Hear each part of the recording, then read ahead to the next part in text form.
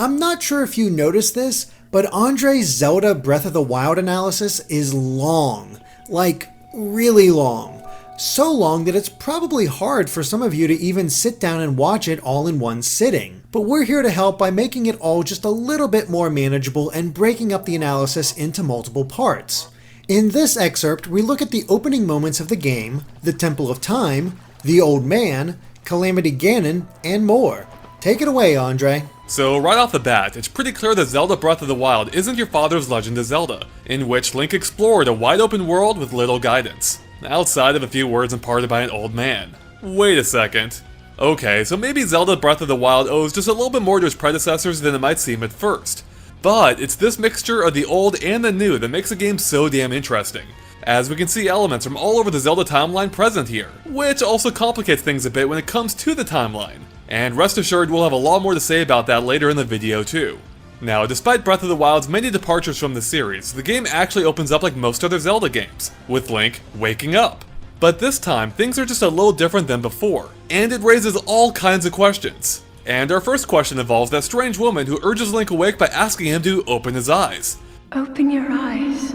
A statement which, by the way, might be even more meaningful than it seems at first glance. So who is this mysterious woman? While it's impossible to say for sure, the incredibly obvious answer would be Zelda, especially given the fact that she's awakened Link via telepathy before in A Link to the Past. We then see Link awaken in a bath of blue liquid, a color which matches that of the blue energy seen throughout the world, and it impressively illuminates Link from below, casting a shadow on his chest, which is just the first of several neat lighting touches throughout the game. Now, once the blue liquid recedes, Link begins to emerge from his bath, and it reveals a symbol of the Sheikah people on the floor of the bath directly underneath. And given the fact that the Sheikah symbol is a tearful eye, it really makes Zelda's open your eyes comment seem even more meaningful. Especially since Link will soon obtain the Sheikah Slate, which also has a Sheikah eye symbol on it, and essentially acts as Link's third eye into the world with its map function and built-in telescope.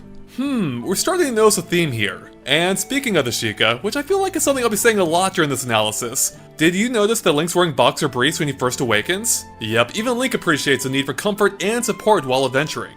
But that's not all, because their style is remarkably similar to the outfit that Impa wore in Ocarina of Time. You remember Impa, right? Who happens to be a Sheikah? So what I'm getting at is that Link awakens in the Sheikah shrine wearing what might be Sheikah clothes. So, either he's a Sheikah himself this time around, or he was directly involved with them before being placed here. And that leads us to our next question. What's Link doing here anyway? Now, perhaps not surprisingly, but Nintendo's been suspiciously vague about this, and the only thing that we know for sure is that Link has been asleep for the past 100 years. At least according to the old man that he'll soon meet. And we do have to say that, for being over 100 years old, Link looks amazing for his age. Whatever Hylian moisturizer he's using really must be something else. But that only further raises the question of why Link was sleeping here in the first place. Could it be something similar to Ocarina of Time where Link was too young to be the hero and was put to sleep until he came of age? Maybe, but probably unlikely given the fact that Link visibly aged all 7 years in that case, whereas he very clearly hasn't aged anywhere close to 100 years this time around. And because Link hasn't visibly aged, it seems like calling it sleep might be a bit of a misnomer, when instead it appears to be closer to cryostasis, which makes sense given the apparent technology seen in this room. Hell, the domed portion above the bath seems like it might perfectly fit over the lower section, like a cap. It almost looks like something straight out of Star Wars. So, perhaps Link was fully sealed within the rejuvenation pod before it opened, thus beginning the wake-up sequence. Based on this, it seems possible that Link was put to sleep with the knowledge that he would be needed at some point in the future. After all, we'll soon learn from the old man that Calamity Ganon appeared suddenly 100 years ago, before being locked away. That can't just be coincidence, right? But we'll have much more on Ganon later. Now interestingly, the setup is extremely similar to Crystallis on the NES, which also began with the hero reawakening 100 years later, following a major world-threatening event, in a day and age where technology's been largely abandoned. Oh, and he even emerges from a cave too. Now, it probably is just a coincidence as that game was developed by SNK, although there was a Game Boy Color remake which was in fact developed and published by Nintendo.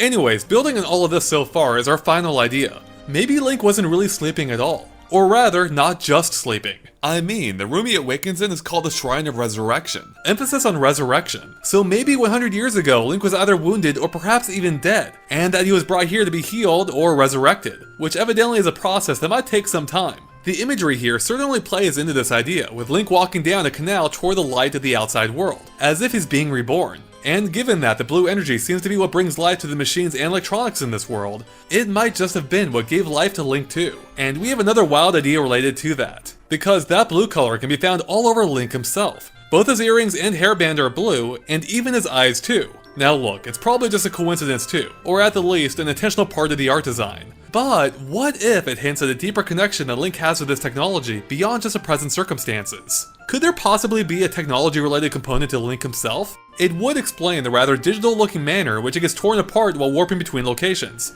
But again, it probably is just the art style. And on the subject of the art style, there are a few common visual elements linking pretty much all the technology together. Of course, there's the blue energy that powers them, but another common trait includes the lighted circles connected by lines, which can be seen on podiums, towers, and shrine walls, including this one. It's a cool, distinctive design, which also, fittingly enough, might be based on real-life computer chips. See? Yeah, it's pretty clear that we're not dealing with your typical Indiana Jones temple technology here. We're talking actual computers this time around. Now interestingly, Zelda's newfound emphasis on technology may not actually be quite as new as it seems. Okay, so we've already pointed out that Breath of the Wild's open-endedness is similar to the original Legend of Zelda on the NES. But as it turns out, the technology angle has roots in that game too. Because, according to an interview the French publication Game Cult had with Shigeru Miyamoto back in 2012, the original idea for The Legend of Zelda wasn't based on fantasy at all. Instead, it was rooted in technology and sci-fi, with the Triforce pieces actually being computer chips that Link had to reunite instead. I guess you could say it's an interesting link.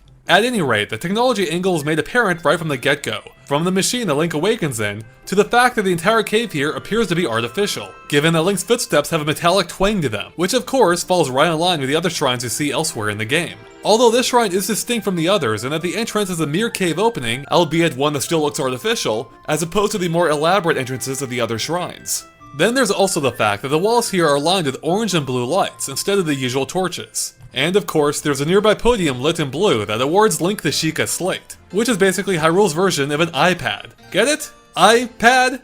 Now, the game describes the Sheikah Slate as a device that you've never seen before, yet there's something oddly familiar about it. Now, if we take that statement at face value, then while Link may not have seen the Slate itself before, it could still mean that he's somewhat familiar with the technology in general. Or it might mean that Link only thinks he hasn't seen it before, but he actually has, which could be owed to the fact that he might have amnesia.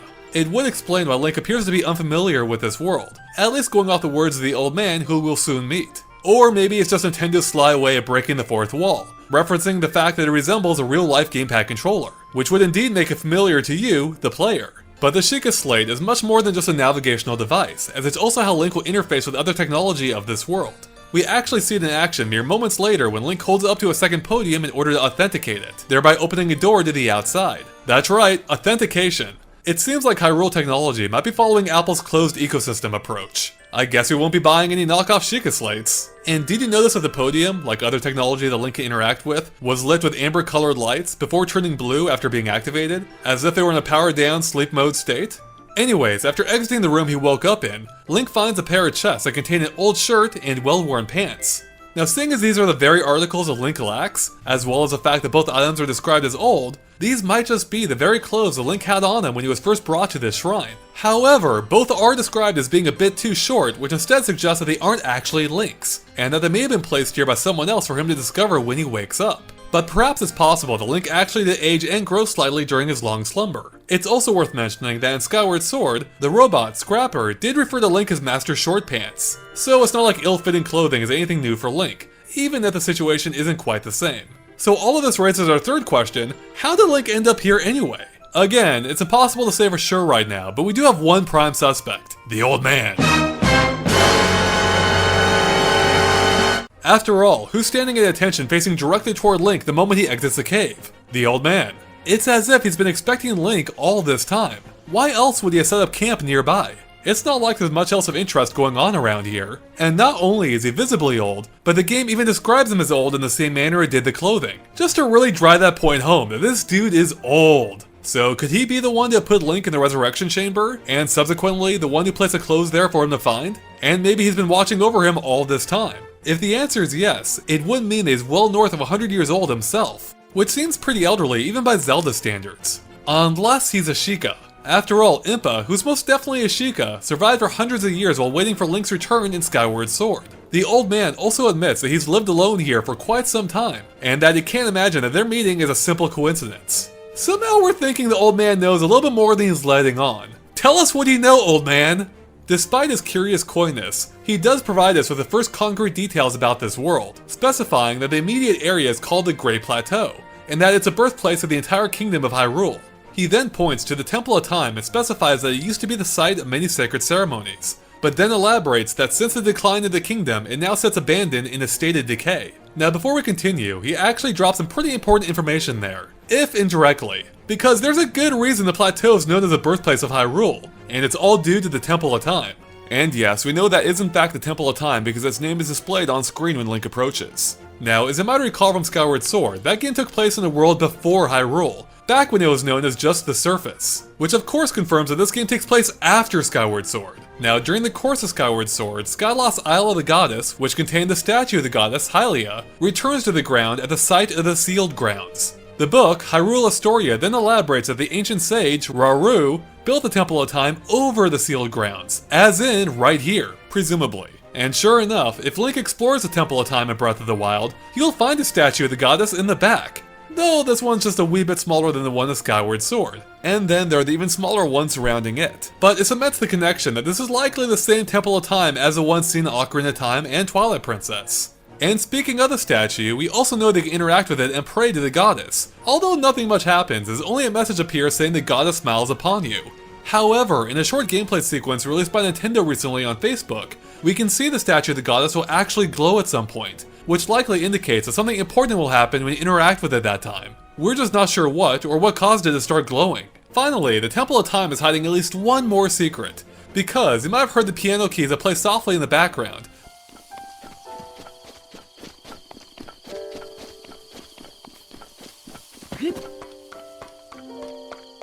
But they're not just random notes. Instead, if you speed it up, you might just hear something a little familiar.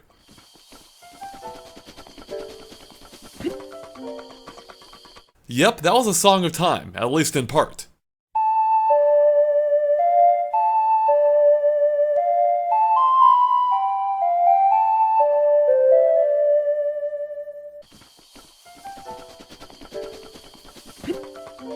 Pretty cool, right? And that's, of course, the same song that played inside the Temple of Time in Ocarina of Time.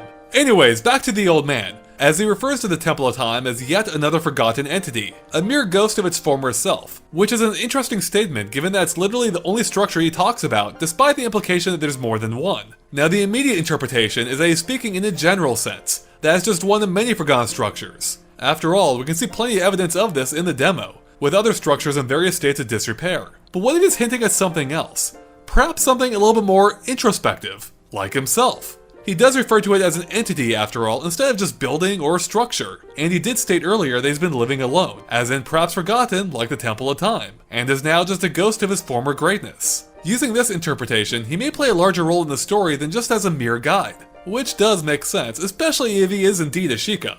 It all would certainly help explain why he knew when Link would awaken, and how he knows so much about him. Regardless, once you're done talking with the old man, you're free to explore. But there is at least one more objective that's heavily suggested that Link do, and he'll be continually reminded of it by the mysterious woman until he does, and that's to follow the mark under Sheikah Slate's map. But that's for a good reason, because once there, you'll find another pedestal that you can activate with the slate. And this one, in turn, activates the Sheikah Towers, which are also clearly marked with the Sheikah symbol. A cutscene then starts, showing one rising in Link's current location, followed by several others around the world. But what's the point of these towers? Well, in the specific one's case, climbing to the top allows Link to access a terminal that will download a full map of the local region directly to his slate. And presumably, the other towers would do the same thing for their respective regions, which of course suggests that there's only one tower per region. But you know what they say about assumptions, right? So we actually spent hours mapping out the locations of every tower we can see in the world, which was a giant pain in the ass, by the way. And it backs it up, there is one tower per region. But that can't be all the towers are good for, right? I mean, those towers seem to be a little bit too extravagant to serve as just glorified map kiosks, don't you think? Okay, now of course, from a gameplay perspective, the towers actually serve multiple purposes. For one, you can easily see them from afar as they act as weenies to draw you to each region, kind of like the castle in Disneyland, especially since it's easy to see which towers you have or haven't yet visited, being lit in either red or blue respectively. And then, once you gain access to the paraglider, those towers will probably come in useful as launching off points to reach other areas of the world, especially since Link can instantly teleport to any tower he's activated, which he can do with the shrines too. So that's all well and good so far, but we think there still might be even more to them. For instance, we notice that after the tower rises, the final step in its activation involves these 3 metallic beams flipping upwards before locking in place, with an audible thunk. And it's only then that the tower turns blue, indicating its active status. And sure enough, if we take a look at the other towers in the distance, they have those same metallic structures, only in a lowered position since they haven't yet been activated. And we have a feeling those 3 metallic beams are for more than just decoration. Instead, we think they may be antennas, thereby making the entire tower more of a radio tower. So maybe the towers can communicate with each other, or perhaps to something else. Now, there's a lot more that happens at this point than just the rising towers. Because immediately after, Link hears the mysterious woman again, this time asking him to remember, before reminding him that he's been asleep for 100 years. This both reinforces the idea that Link has no memory from before his sleep, but also that whatever happened to him back in the day was probably of some significance. After all, why else would the woman want him to remember it? She then draws his attention to a distant castle, where we can see a dark energy begin to take shape around it, which she refers to as the Beast. And although she's a bit light on the details, we'll quickly learn a bit more from the old man who appears the moment that Link descends the tower, who clarifies that that is in fact Hyrule Castle, and that the Beast is known as the Calamity Ganon. And we can quickly see the dark energy actually take his pig-like shape, with 2 glowing eyes, a pair of horns, and what appears to be his mouth opening and closing. The old man goes on to explain that Ganon appeared suddenly 100 years ago, destroying everything in its path and leaving the kingdom of Hyrule in a state of ruin, which explains the Calamity moniker, since the word calamity refers to an event causing great and often sudden damage or distress. The old man continues that Hyrule Castle has just barely been able to contain the evil, and that it won't be able to hold out for much longer, given the Ganon's increasing its strength until the moment it will unleash its blight upon the land once again. And that moment is apparently fast approaching. Okay, so there's a lot to unpack here. For one, up until this very moment, there was no visible dark energy surrounding the castle at all. Look, there's nothing there when Link exits the cave. And now there is. So was Ganon just biding his time until this very moment? I guess he really does a habit of making sudden appearances, doesn't he? Although in this case, his appearance immediately followed the rise of the towers. Now, this could just be a contrivance for the sake of the story, but maybe they truly are connected in some way. This tower is called the Resurrection Tower after all. Maybe Link's not the only one being resurrected here. Although, that title could just be referring to the fact that enabling this tower is what brought the others to life as well. So it likely is just a coincidence, especially given the fact that the old man doesn't seem terribly surprised by Ganon's appearance here. Next, we know that Ganon is currently being contained by Hyrule Castle, which the old man refers to as the kingdom's purest symbol. But how is it containing him? Well, just before Ganon appears, we can see a bright light shining from the castle's tower. Is this a symbol of Hyrule Castle's purity? And related to that, could it be Princess Zelda herself, or a representation thereof? Who of course is the incarnation of the goddess Hylia? The light's appearance does coincide perfectly with a mysterious voice, who again is probably Zelda, and it similarly fades away just as soon as she's done talking. Zelda and light do kind of go hand in hand after all, such as how she gives Link light arrows in Ocarina of Time, which are essential in taking Ganon down. Regardless of whether Zelda's involved here or not, we have a sneaking suspicion that something else might be, as in those 4 tilted pillars sticking out of the ground just outside Hyrule Castle. After all, we can see they share the circular marks of similar technology that we've already talked about. Perhaps those pillars are what's keeping him in check until he grows strong enough to overpower them completely. Regardless of their exact purpose, the fact that there's 4 of them might be hinting at something else too, and that's the fact that they might be tied into the game's dungeons, of which we've heard from a reliable source that there's 4 of them, making for 1 per pillar. So maybe Link needs to visit those dungeons in order to restore power to the pillars, thereby keeping Ganon in check. Okay, so we've talked about the towers, Calamity Ganon, and also Hyrule Castle, and yet there's still more about this cutscene that we haven't touched on yet. Because after all of that, the camera zooms out providing an awesome view of the plateau itself, and we finally get a good sense of just how high up this plateau really is. Almost as if it were a grounded version of Skyloft, which does kind of make sense thematically, seeing as how part of Skyloft now makes up this land, as we said earlier. And we're pretty sure this is all by design. After all, from this vantage point, we can see that a massive stone wall runs around much of the plateau's perimeter, and it stretches all the way to the ground. And that wall wraps around much of the plateau, with only a few gaps mostly due to age, which you can easily see by running along the edge of the plateau yourself. But why is that wall there anyway? From a gameplay perspective, the answer is simple. Since Link can't grab on to climb down it, it prevents him from leaving the plateau until he gets a paraglider. But it's the story perspective that has us much more interested. Because the fact that there's a wall there at all suggests that the plateau's separation from the rest of the world isn't entirely natural, or really natural at all. The wall is obviously man-made after all, and it seems unlikely it was constructed around the plateau's natural exterior, as that would imply that the plateau naturally had sheer cliffs before. So does this mean the land around it was dug up to remove what might have been a more gradual slope to the rest of the world? This certainly seems like the most plausible option, but then again, this is a world with some pretty impressive technology. So what if we think a little bit more outside the box? As in, we wouldn't rule out the possibility of this entire section being artificially raised from below. After all, we already know that the Sheikas had no problem building elaborate shrines underground, as well as towers that can mysteriously rise up from underground. So what if those walls are actually just the outer rim of a giant raised platform that sits beneath the plateau? And if that's the case, which realistically it probably isn't, we can't help but wonder the entire plateau might be able to rise or lower later in the game. Okay, yeah, it's a pretty wild idea, we'll admit, but you never know. Now we should also mention that, for as unnatural as the wall itself is, the topographical outline of the plateau as revealed on the map doesn't seem particularly artificial.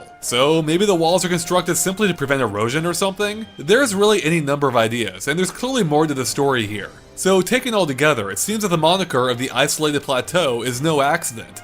But why? Were the builders trying to keep something out? Perhaps to protect a sleeping Link from an outside danger, like Ganon? Or in another wild idea, maybe it was done in preparation of a great flood, to keep the area safe from the rising waters. Okay, yeah, it's probably unlikely given other things we'll explore about the timeline later, but then again, it is Zelda, where anything's possible. Except for making their original release date. Zing! Alright, and that covers everything that we could find in that section of the analysis. Of course, there's more where that came from, so be sure to check out the full analysis to see everything we could find about Breath of the Wild.